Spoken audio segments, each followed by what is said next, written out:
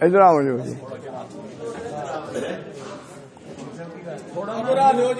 Side سے آ جائیں، ادھر اوپر آ جائیں، ادھر آ جائیں۔ میں کہہ رہا ہوں کہ وہ ذرا پیچھے ادھر آ جائیں۔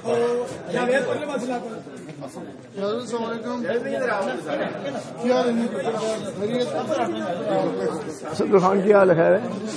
کیا حال خیر ہے؟ بیک سائڈ چلو جو کرسی آئے نا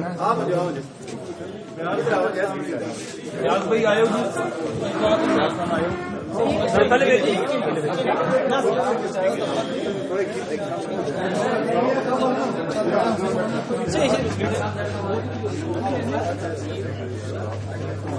بسم اللہ الرحمن الرحیم۔ یہاں پر جتنے بھی سابق چیئرمین صاحبان تشریف فرما ہیں، مسلم لیگ ضلع اٹک کے عہدیدار اور پریزیڈنٹ سلیم شہزاد صاحب، میرے بائیں ہاتھ پہ میرے چھوٹے بھائی شیخ شہر صاحب جو سابق چیئرمین بھی ہیں بلدیہ اٹک کے، میں تمام جتنے بھی مہمان گرامی آئے ہیں سب کا تہ دل سے مشکور ہوں کہ آپ نے قیمتی وقت نکالا، اور میں میڈیا کا خاص طور پر مشکور ہوں کہ آپ لوگ کوریج کے لیے یہاں پر تشریف لائے۔ آپ کو یاد ہوگا کہ آج سے 2-3 دن پہلے بھی میں نے ایک پریس کانفرنس کی تھی جس میں میں نے بہت ہی مختصر سی پریس کانفرنس میں ایک اہم ایشو کی طرف آپ لوگوں کی توجہ دلائی تھی۔ دیکھیں، بات یہ ہے کہ میں سب سے پہلے بلدیہ اٹک کا چیئرمین منتخب ہوا، اس کے بعد میں صوبائی اسمبلی پنجاب کا ممبر منتخب ہوا، اور پھر میں adviser to C M Punjab رہا۔ اس کے بعد میں 5 دفعہ اللہ کی مہربانی سے مسلسل MNA بنتا رہا، اور صرف حکومتی جو ذمہ داریاں مجھے ملی ہوئی تھی، اللہ کی مہربانی سے اس کو آسن طریقے سے میں نے نبھایا، اور رات دن کر کے ہم نے اپنے علاقے کی خدمت کی۔ میرے بعد جب شہدی بھائی چیئرمین بنے تو آج بھی لوگ اس وقت کو یاد کرتے ہیں، اور اس کے بعد ہمارے جزاد بھائی شیخ ناصر صاحب چیئرمین بنے بلدیہ اٹک کے، ان کی خدمات بھی سب کے سامنے ہیں۔ کہنے کا مقصد یہ ہے کہ 30 سال سے زائد کا عرصہ ہو گیا ہے اپنے علاقے کی خدمت کرنے میں اور حکومت کی معاملات کو آگے چلانے میں۔ ان 30 سالوں میں مجھ پر، میرے خاندان پر، میرے بھائیوں پر، میری برادری پر اور میرے بیٹوں پر اللہ کی مہربانی سے کسی قسم کا کوئی الزام نہیں لگا۔ میرے دونوں بیٹے ماشاءاللہ کیڈٹ کالج اسلام آباد سے انہوں نے اپنی تعلیم مکمل کی۔ کوئی شخص بھی یہ نہیں کہہ سکتا کہ کبھی کسی سے انہوں نے اونچی آواز میں بات تک بھی کی ہو۔ ہم نے ایک صاف ستھری سیاست کا آغاز کیا، اور اسی سفر پر ہم آرام سے چلتے رہے۔ مجھے یاد ہے کہ جب مشرف صاحب کا مرشلہ لگا تو میرے خلاف انکوائری شروع ہوئی، کیونکہ میں اس وقت وزیر اعظم سیکریٹریٹ میں بطور منسٹر کے کام کرتا تھا۔ بہت سے کاغذات پر میرے دستخط ہوتے تھے، لیکن 1.5 سال انہوں نے بھی ہر چیز کو چھان مارا، لیکن اللہ کے کرم سے میرے یا میرے خاندان کے خلاف کوئی بات نہیں نکل سکی۔ اب دیکھیں، میں حیران ہوں کہ یہ کیسی حکومت آئی ہے کہ جس خاندان نے 30 سال تک اپنے آپ کو وقف کیا لوگوں کی خدمت کے لیے، آج میں سمجھتا ہوں کہ اٹک شہر کے لوگ تحصیل اٹک ہو، اسرف دال ہو، حضرو ہو، فتح جنگ ہو، جنڈ ہو، ہماری خدمات سے کوئی انکار نہیں کر سکتا، اور نہ ہی ہمارے جو صاف دامن پر کسی نے داغ لگانے کی کوشش کی۔ لیکن کتنا افسوس کی بات ہے کہ آج سے چند دن پہلے پیٹرول پمپ پر گئے، کاغذات مانگے، ہر چیز مہیا کر دی گئی، اس کے باوجود بھی پیٹرول پمپ کو سیل کر دیا۔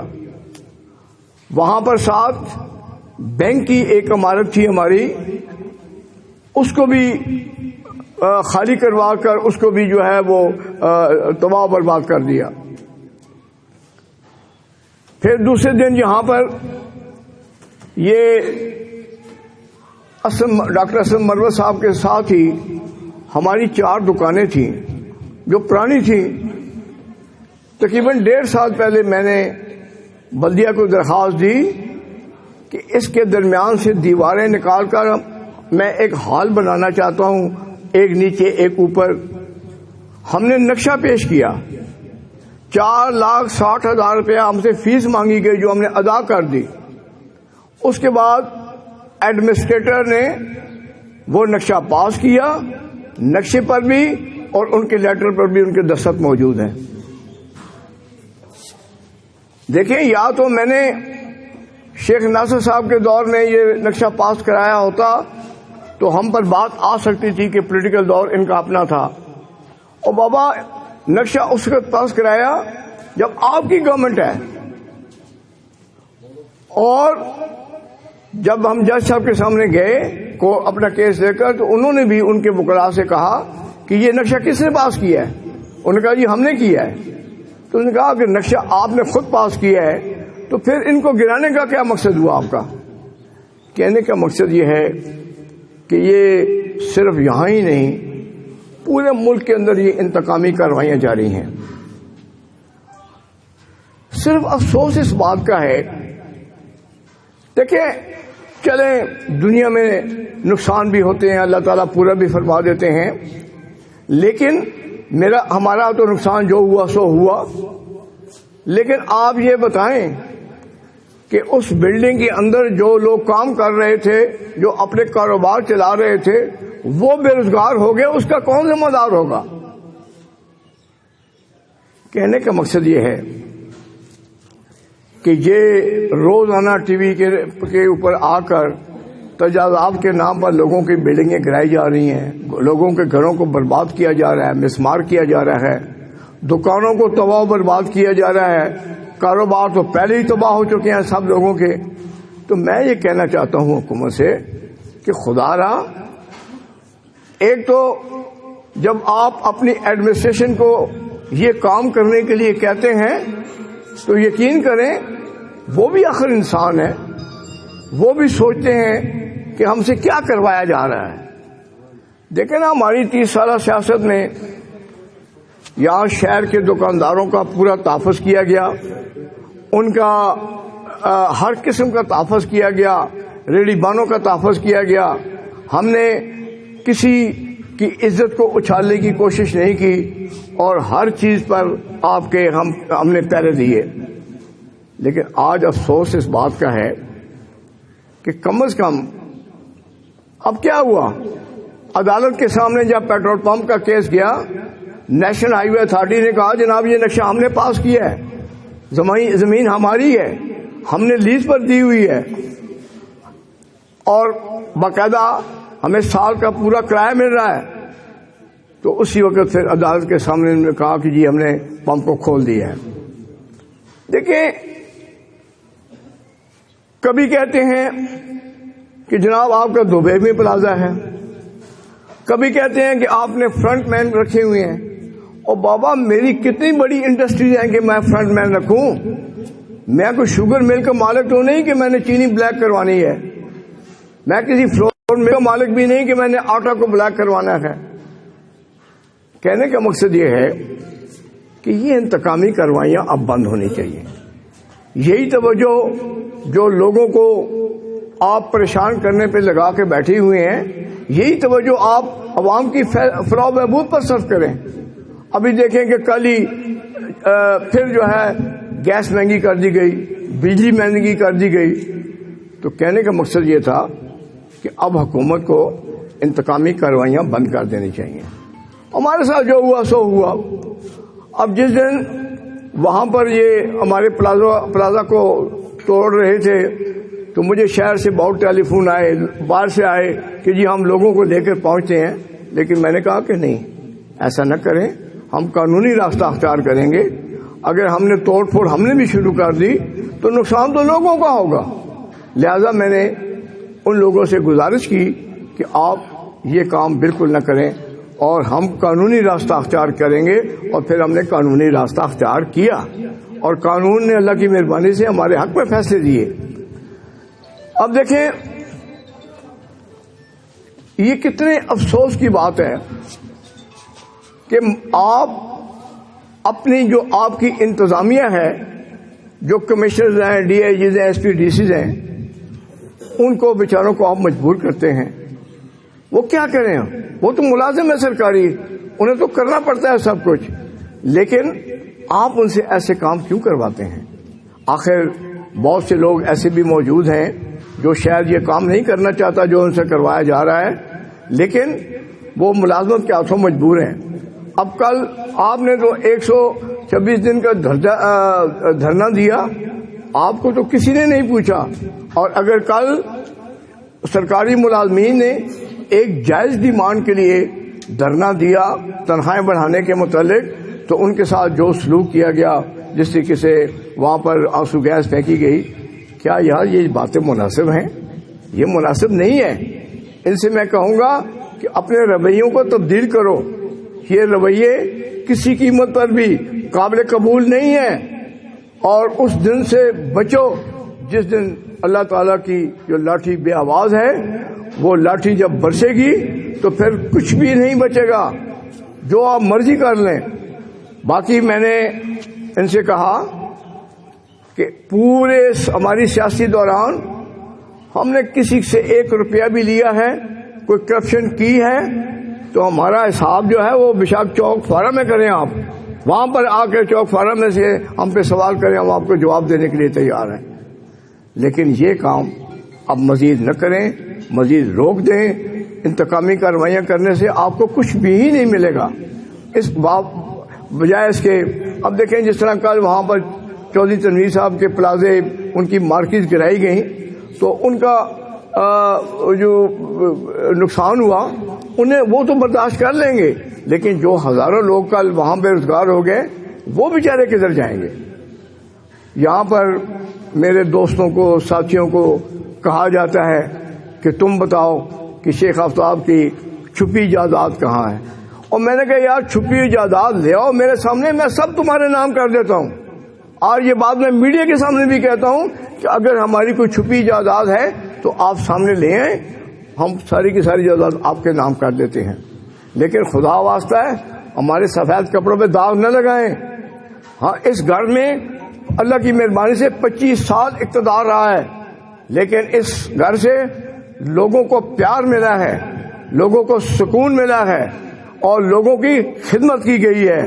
آج پورے حلقے میں پھر کے چلے جائیں، کوئی گھر ایسا نہیں جس میں گیس موجود نہ ہو، جس میں بجلی موجود نہ ہو، جس میں سڑکیں موجود نہ ہوں، جہاں پر سکول موجود نہ ہوں. ہم نے تو اپنے ضلع کو اب دیکھیں یہاں ہم نے جو زرعی یونیورسٹی بنائی اس کو اٹھا کر بند کر دیا گیا. بچے 400 پڑھتے تھے، سب کو پنڈی بھیج دیا گیا. ہم نے میڈیکل کالج یہاں اپروو کروایا، 500 بیڈ کا ہاسپٹل تھا، میڈیکل کالج تھا، 1 یونٹ تھا، اس کو ختم کر دیا گیا. ہم نے یہ جو نئی سڑک بنائی تھی اس پہ تھوڑا سا کام رہ گیا تھا، وہ انہوں نے مکمل نہیں کیا. ہمارے دور اقتدار میں اللہ کی مہربانی سے ہم نے اپنے قائد نواز شریف صاحب سے، شہباز شریف صاحب سے بہت کچھ لیا ہے اپنے علاقے کو بنانے کے لیے. آج آپ جو بھی اٹک میں آتا ہے یہ بتائیں نا، یہ جو سڑکیں آپ کو نظر آ رہی ہیں یہ کس کے دور میں بنی؟ یہ جو مرزا سے روڈ کو ڈبل کیا گیا، یہ جو فتح جنگ کی روڈ کو ڈبل کیا گیا، یہ کس کے دور میں بنی؟ 62 کنال زمین ہم نے ایک دفعہ قبرستان کو لے کر دی. 80 کنال دوبارہ جو ہے قبرستان کو ہم نے 80 کنال لے کر دی. یہاں اٹک میں یہاں جناح کالونی میں ہم نے 10 کنال زمین جو ہے قبرستان کے لیے دی. ڈوک فتح پہ ہم نے قبرستان کے لیے زمین دی, 4 دیواریاں بنائیں. قبرستان کو ایک بہتر طریقے سے مینٹین کیا جا رہا ہے. یہاں کا ہمارا جو جناز گاہ عیدگاہ ہے وہ پنجاب میں ایک مثالی سمجھا جاتا ہے. وہاں پر ہم نے ایک بس دی جو کہ ڈیڈ باڈیز کو لے کر جائے. اس پر میرا فوٹو لگا ہوا تھا, وہ تصویر بھی اڑا دی. اور میں نے کہا چلو خیر ہے, میری تصویر بیٹھ کر اڑاؤ لیکن اس ملک کو تو بچاؤ. اب دیکھیں مہنگائی کا عالم, دیکھیں کہ مہنگائی کہاں پہ چلی گئی ہے. مجھے یقین کریں کہ جب میں لوگوں سے ملتا ہوں, لوگ مجھ سے بات کرتے ہیں تو مجھے بڑا دکھ ہوتا ہے کہ ہم کس طرف جا رہے ہیں, یہ ملک کس طرف جا رہا ہے. ہمارا جو ترقی کی شرح ہے وہ 0 سے بھی نیچے جا رہی ہے. ہمارے جو اسٹاک ایکسچینج کی پوزیشن ہے وہ خراب ہوتی جا رہی ہے. ڈالر آسمان سے باتیں کر رہا ہے, روپیہ گرتا چلا جا رہا ہے. کرپشن میں ہم اور دنیا کے اندر اوپر چلے گئے ہیں. تو یہ سارے مسائل ہیں نائی صاحب, آپ ان کی طرف توجہ دیں. ہماری صرف ایک ہی قصور ہے کہ ہماری زبان کھلتی ہے لوگوں کے مسائل کے لیے. یا میں لوگوں کو تکلیف میں دیکھتا ہوں تو مجھے دکھ ہوتا ہے. میں جب اپنے علاقے میں بے روزگاری کو بڑھتا دیکھتا ہوں تو مجھے دکھ ہوتا ہے. جب میں جرائم کو بڑھتا ہوا دیکھتا ہوں تو مجھے دکھ ہوتا ہے. جب میں بہت سے بچے ایسے ہیں جو اسکول اس لیے نہیں جا سکتے کہ ان کے پاس فیسیں نہیں رہیں. اب دیکھیں پشاور یونیورسٹی کے اندر بچے لوگوں سے بھیک مانگ رہے ہیں کہ ہمارے پروفیسروں کی تنخواہ کے لیے ہمارے پاس پیسے نہیں ہیں. کیا یار یہ تبدیلی تھی؟ یہ تبدیلی تھی؟ یہ تبدیلی نہیں ہے. اگر کاش آج ڈالر 110 پہ آ جاتا, چینی 50 پہ آ جاتی, آٹا 30 پہ آ جاتا تو ہم کہتے ہیں کہ نائی صاحب واقعی تبدیلی آئی ہے. یہ کیسی تبدیلی ہے کہ جو لوگوں کو زندگیوں میں جس نے پریشانیوں سے بھر دیا ہے. ہر آدمی پریشان ہے, بڑے سے بڑا کاروباری آدمی بھی رو رہا ہے اور چھوٹے سے چھوٹا بھی رو رہا ہے. تو کہنے کا مقصد یہ ہے کہ ہمارے ساتھ اب جو آپ نے کیا, ہماری بینک کی بلڈنگ کو گرا دیا, ہمارے یہاں پلازا بنا ہوا تھا چھوٹا سا اس کو گرا دیا, اور اس کے بعد آپ اور کیا چاہتے ہیں؟ یہ تو اللہ بھلا کرے, عدالتوں نے انہوں نے ریلیف دیا, ہم نے سارے ثبوت وہاں پیش کیے. اور میں نے یہ بھی کہا, میں نے کہا کہ ساری زندگی میں نے کوئی قدم ایسا نہیں اٹھایا جو غیر قانونی ہو یا غیر آئینی ہو. میں نے جو اقدامات اٹھائے آئین اور قانون کے مطابق اٹھائے.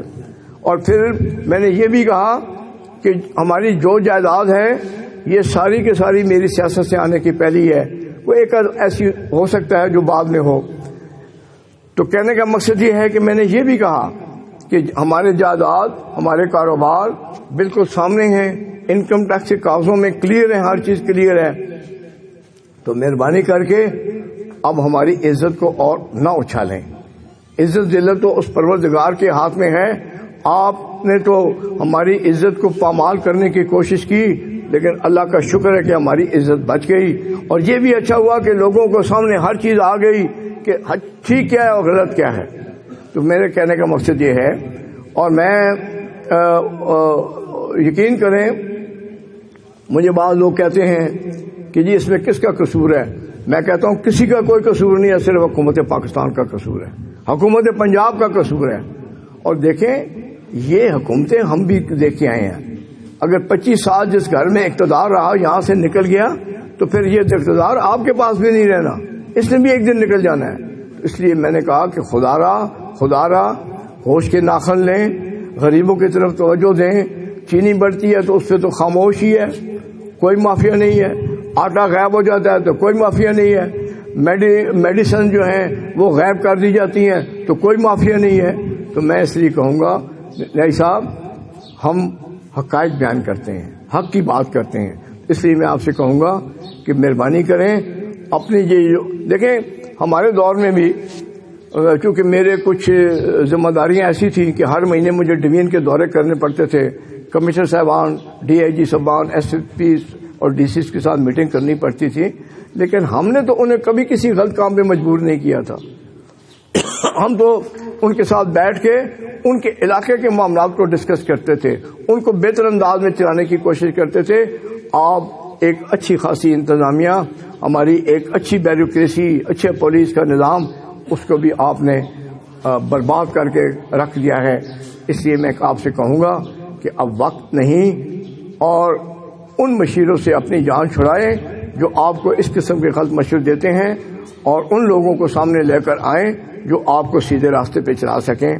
تو میں آخر میں آپ سب کا شکریہ بھی ادا کرتا ہوں، اور پھر ایک دفعہ حکومت پاکستان کو بھی کہتا ہوں اور حکومت پنجاب کو بھی کہتا ہوں کہ اپنے طرز عمل کو ٹھیک کریں، اور اگر کوئی قصور میرا ہے میرے سامنے لائیں، مجھے تحریری طور پر لکھ کر دیں کہ یہ کرپشن آپ نے کی ہے، یہاں آپ نے غیر قانونی کام کیا ہے۔ میں عدالتوں میں بھی جانے کے لیے تیار ہوں، اور چوک فورا میں بھی لوگوں کو فیس کرنے کے لیے تیار ہوں۔ آخر میں آپ سب کا تہہ دل سے مشکور ہوں، اور میں آپ سے یہ گزارش کرنا چاہتا ہوں کہ ہمارا جو نقصان ہوا وہ تو ہو گیا، لیکن جو وہاں پر کام کرنے والے لوگ تھے جو ان کا نقصان ہوا اس کا مجھے بہت افسوس ہے۔ بہت بہت شکریہ۔